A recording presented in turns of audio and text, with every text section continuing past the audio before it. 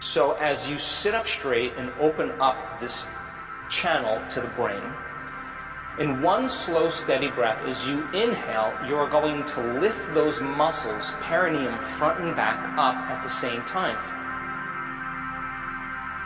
So as you inhale now, you're pulling that energy and contracting these muscles, and you're locking that first center down, and you're squeezing, and you're milking this energy out of it. So it goes first center, then you follow your breath into the second center, and as you follow your breath into the second center, now you lock this one down. And the way you lock it down is you pull in your belly button close to your spine. You pull it in. So then inhale, first center, then you pull in the second center. You're still following your breath slowly and steadily. And then you pull it up into your upper abdomen, and you're locking down this center here. Now you're squeezing all three of these lower centers, and when you squeeze these muscles, you begin to push that cerebral spinal fluid up. You follow your breath up into your chest, shoulders down. You follow it through your throat, straighten your spine. You follow it all the way up to the top of your head. Now where you place your attention is where you place your energy. So you want that energy to move right to the top of your head. So then as you inhale, you bring that energy all the way up to the top. You keep following your breath. You lock all the way to the top. When you get to the top, now you hold your breath. And when you hold your breath, you contract those intrinsic muscles, and you begin to lift those muscles up, and you begin to compress those muscles, and you begin to push that cerebral spinal fluid up into your brain. So then, why do I ask you to inhale and hold your breath? Now, this isn't inhaling and turning purple and pushing. If you're doing that, you're doing it wrong. It's a slow, steady breath, and you follow that breath all the way to the top, either to the top of your head, or you put your awareness on where that pineal gland is between the back of your throat and the back of your head. Now when you inhale, that inhalation is very slow and very steady. It's not a big inhalation and pushing. It's a slow, steady breath, and you're contracting these muscles and coordinating it, and you're following your breath all the way to the top of your head. And when you get to the top of your head, I'm going to ask you to inhale a little bit more, and as you pull up, you're going to lock these muscles down even further, and you're lifting them up.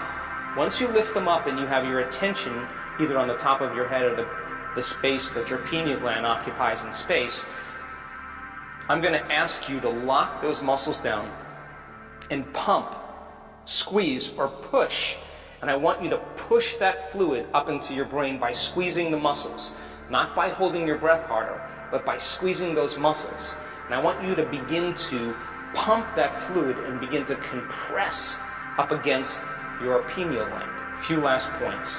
When you do this breath, you have to demonstrate a will that's greater than any program. You have to find a level of intensity or a level of passion that's greater than the body as the mind or any addiction to any emotion. You have to be inspired, inspiration, the movement of energy.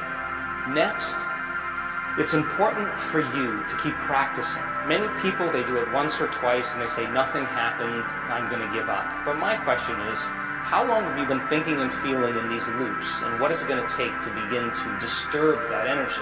So you begin to shake it loose. And once it shakes loose and that sympathetic nervous system switches on, it's a moving freight train. It's a moving locomotive. And that energy is very intense. For some people, their body will do unusual things. That's information trying to be integrated into it. Don't be afraid of it. Just surrender into it. If your body does weird things, more than likely that's energy moving to your brain. If you have a lapse of consciousness or you all of a sudden find yourself on the ground, that's energy moving into your brain. It's happened to me numerous times. It's a sign that you're getting close, or at least doing it correctly. We use the breath many times before we start our disciplines. Why? Because once this energy starts to move, and a movement of that energy, once it reaches the brain, is going to create a positive charge in the head, and a negative charge at the base of the spine. And once it reaches the brain, now you're going to have an invisible electromagnetic field surrounding your body. And now your body is a magnet.